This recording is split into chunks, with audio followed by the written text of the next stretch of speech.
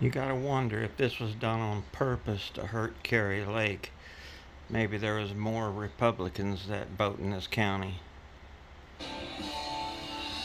This is a Fox News alert. These are long voting lines in Arizona. That was yesterday's chaos at polling sites across the state, particularly Maricopa County, the population center of Arizona. That chaos continues today.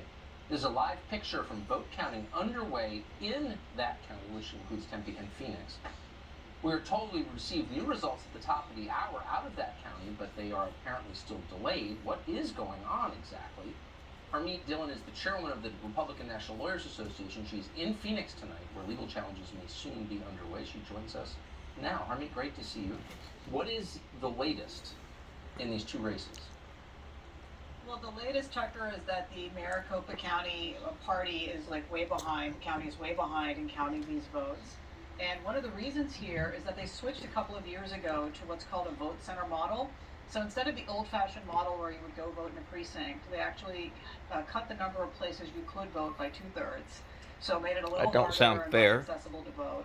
And then they don't have pre-printed ballots when you go to vote. So That doesn't sound wherever right. you wander and show up, they then print a ballot for you, which takes time. And if the printers are screwed up and the tabulators are screwed up, which is what happened in Maricopa County despite testing, which is the job of the county officials, then you have the chaos that you're seeing on the screen there. And you have 2-hour lines, you have poorly trained election officials who aren't used to this model telling people they can just go to another place to vote, but they can't. When they go to the next place, they're told they've already voted.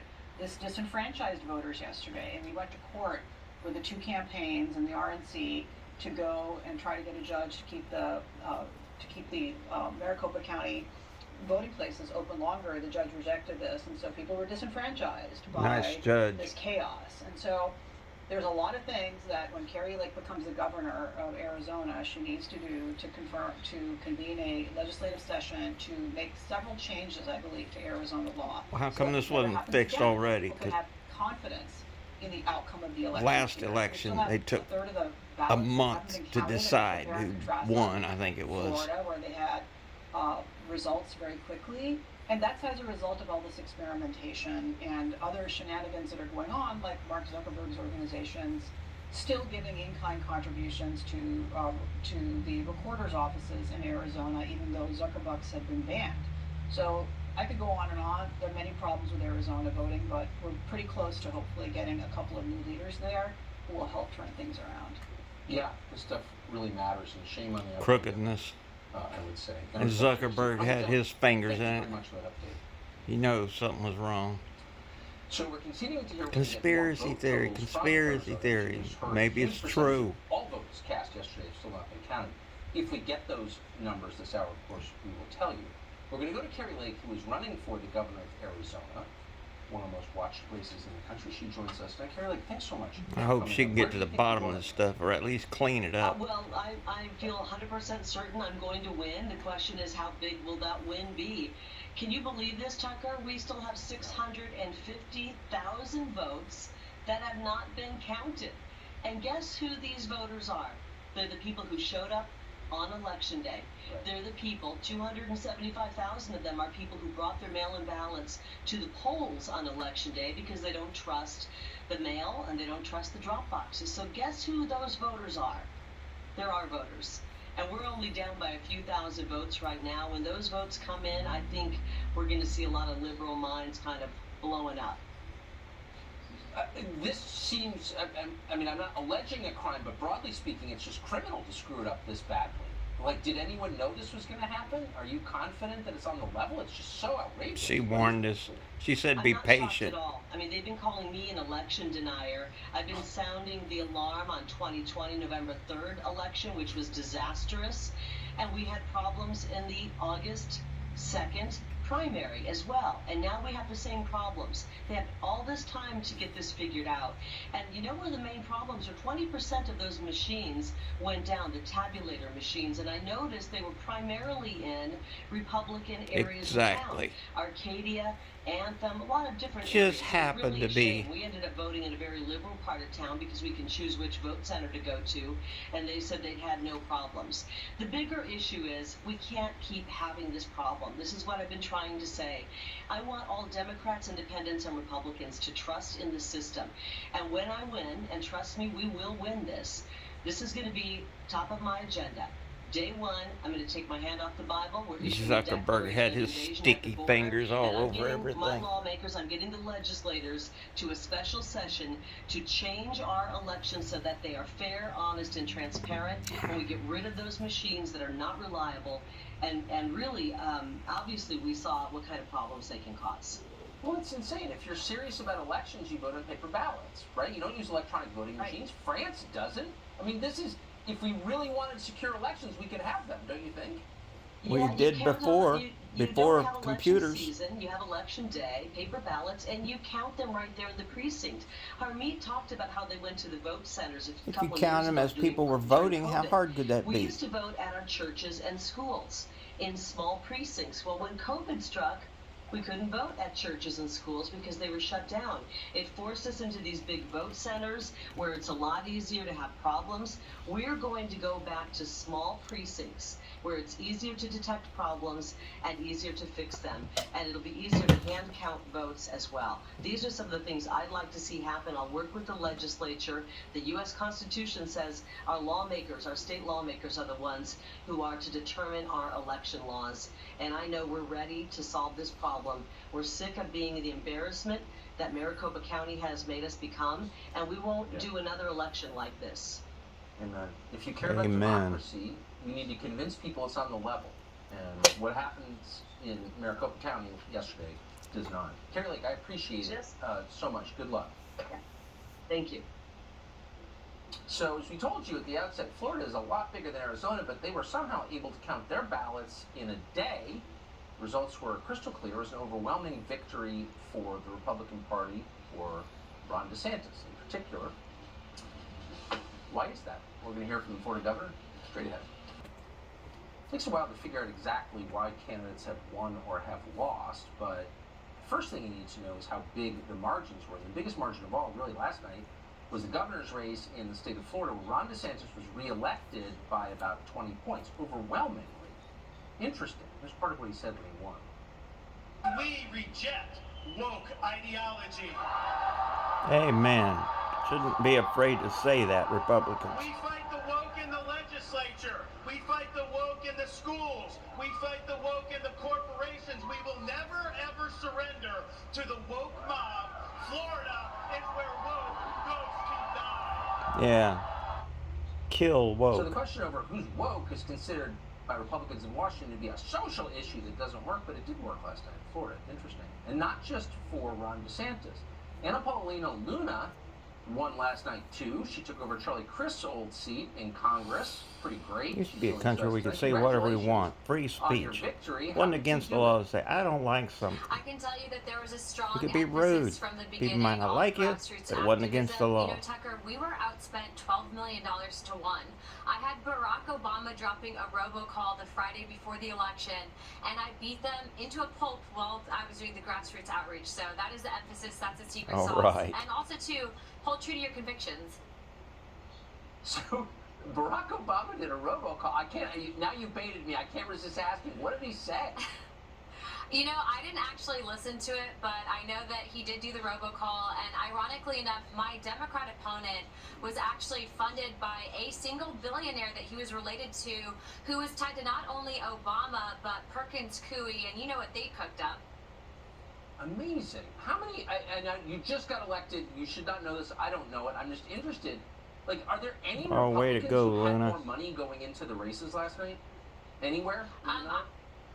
I don't think so, at least My not in the cat's state of name. Florida. It seems as though the Luna. Democrats don't like conservatives, especially not those that can target the largest voting minority in the country. You know, I am first and foremost American, but I'm a veteran, and I also too know how to target the largest voting minority in the country. So it seems as though that they saw me a threat, but I hope to be their worst nightmare in the next couple of years. Well, good luck in Washington. You'll find it interesting.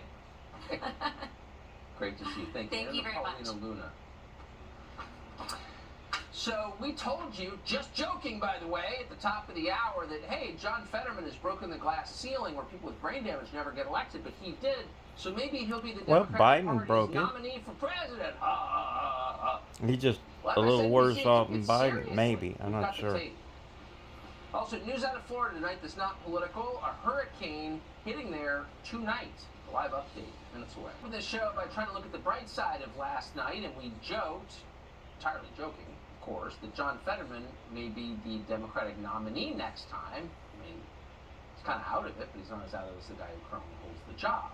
Exactly. So we were just mocking the Democratic He doesn't have Party, to find a seat but or then be we pointed realized to it is it. impossible to create a parody of anything left-wing right now in the United States because they always beat you to it. Parody is indistinguishable from reality. MSNBC, hours before we spoke, and we didn't even know this, had suggested it, but in dead seriousness. Here's the august Katie Tur. Fetterman as a nominee at some point for president. I know there's some variables, obviously, but just a few. But I just, what he did in the super red, deep red parts of Pennsylvania, and the way that he ran ahead of Biden, as you were saying, ran ahead of Trump. I mean, it just makes you wonder about his future. Yeah, it does make you wonder. And by the way, Fetterman should demand it. If he's not the nominee of the Democratic Party in 2 years, it's an ableist party and a racist one. John Fetterman, 2024. So, not to brag, but we thought Governor Ron DeSantis was doing interesting things a year and a half ago when we sat down with him for about an hour and asked him questions that weren't strictly speaking related to politics, including, what do you think makes a good leader? And so we dug up the tape because we thought it was relevant to what happened last night. Here it is. I think leadership matters, and willingness to take decisive, strong action without being worried about your own shadow really makes a difference. I'll talk about the first part of my term, and then more recently with COVID. When I became governor, I fired Scott Israel, the sheriff of Broward County, who had mishandled the Parkland massacre a year before.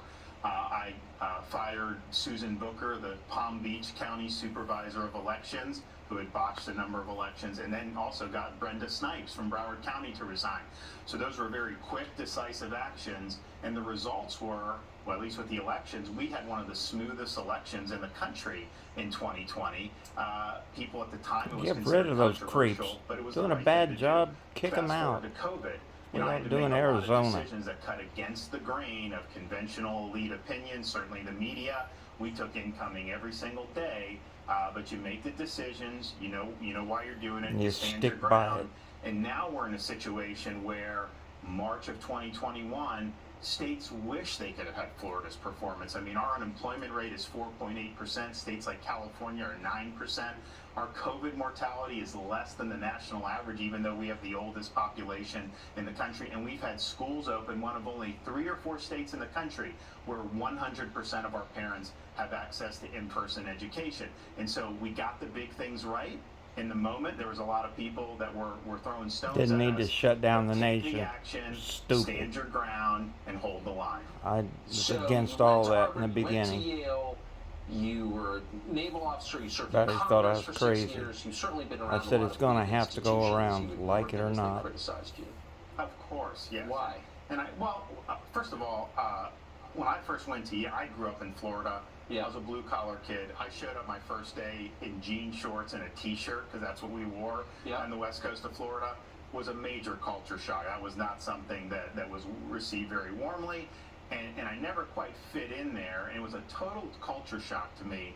And I really rebelled against the leftist orthodoxy that I saw on that campus. And then when I see those in other institutions. And so I've always had a really strong distrust of some of the elites in American society, because I think they've gotten a lot of things wrong over the years. And so that was actually natural. I don't seek the Amen. approval of elites. I got elected by people here in Florida. Those are the folks that I was elected Boy, to he's serve. my kind of I don't guy. really care what people in the Beltway or New York City think about what we're doing in Florida. It's just interesting though, because people who, and you see it a lot, people come from some little town out in the provinces and they show up at a place like Yale or Harvard Law School, or they become a naval officer, which I think is maybe not that different. It is an elite institution. and they decide, this is the world I really love. These are the values that I believe. It sounds like you came away from your experiences more contemptuous. And appreciate where I came from, quite frankly. I mean, I remember going to Yale, sitting in class. I had never heard anybody criticize America. Like, everything was about how bad America was in any of these classes. I'd never heard anybody, I'd go to church, I never heard anyone criticize God or Christian. And it was also, Yale's motto is for God, for country, for Yale. They hated God, they hated the country, and they obviously had a weird way about going their institution. So seeing that was really eye-opening, and I realized very early on, this is not quite where I personally fit in. Fox News alert for you. New votes 24 hours after the election coming out right now in Arizona. Katie Hobbs total 953,783. Kerry Lake 940,716. What does this mean exactly? Kerry Lake joins us now with her view. Kerry Lake, thanks for coming back. What does this tell you about where this is going? Well, I look back at last night and we were down 15 points. Now we're down 0.2 of a point, and it's going in our direction. And it's really odd that Maricopa County election officials, who are the most incompetent in the country, are dragging their feet in delivering what everybody wants to know, the 650,000 votes that they're hopefully going to start telling us about starting tomorrow, that were the Republican voters, the ones who showed up on game day to vote. And that's what we're waiting for. We think they're going to start delivering those results tomorrow. 275,000 of those votes, Tucker, were people who had a mail-in ballot but did not trust the system and wanted to walk it in on election day. So we know that this big group of voters, 650,000, are going to swing very heavily our way, and we believe we will be victorious at the end of the day, and maybe in a very comfortable way. We're going to be seeing this continue. As I said, we were 15 points down last night. Now we're down 0.2 of a point. We're going to see it where I start to take the lead very soon. That's pretty good. I don't think we should get used to being treated like this by our government, and we pay them to run elections. They can't. Who's in charge of elections in Arizona? A man named Stephen Richer is a big part of it in Maricopa County, and then my opponent. Shocking. My opponent in the Miss I Don't Debate and I Hide in the Basement, Katie Hobbs, Secretary of State, is in charge of our elections as well. So we have two of the most incompetent people in all of government in this country running elections in Arizona. But I want the people of Arizona to know this. We're going to see this start going in my direction, and on day one, we're going to start working to reform our elections so that all voters can feel confident that we have honest elections. Well, yeah. I mean, are you struck by how the news media keep telling us this is totally normal? It's always been this way. It's like muggings. Yeah, why does it got to be that way? This has not always been Not this way, normal. has it? No, I mean, when I started voting in 1988, you voted, you showed up on election day, you were given a ballot, they hand counted them, and you knew who the winner was before you went to bed. I remember the first election, I mean, I've been covering elections since the 90s as a journalist in my old job, and I remember in 2000 when that election went all night and it was disputed between Gore and Bush. That was kind of the start of when we started seeing a lot more disputes and distrust in elections. This is not rocket science, Tucker. We can go back to the way we used to do it, which worked. It's a shame that my homeowners association election is far more secure and accurate than the elections we seem to have here in Arizona. And we're going to change that. And this is one of the reasons people are voting for me, and one of the reasons that I will win is the voters in Arizona are tired of shoddy elections that are run by imbeciles. And that's going to change. That's the truth. They're kind of proving your point. Really quick, what's your Good plan word tomorrow? to use. Well, we're going to wait for the votes to come in, and we think they're going to start really starting to go heavily our way, and we'll see what happens from there. We do feel very confident. I have 100% confidence that we win this. So I am sleeping well. We know how things work in Maricopa County. They drag their feet, and we will wait. God did not, decide that this was going to be an easy route. When you are trying to work through corruption at high levels and incompetence at high levels, you got to dig through and get to the other side of that. And when we get to the other side of this and win, that's when we will start to make sure we root out all corruption in our government and all incompetence. We don't want You bet we incompetent couldn't people do that in all our over our government country. anymore. Well, you certainly have those. Kerry Lake, great to see you tonight. Good luck. Thanks, Tucker. Back to Fox News Alert, a major hurricane is amazingly about to hit the state of Florida again. Our Fox Weather hurricane specialist Brian Norcross joins us right now. Brian, when is this coming and what will it be like?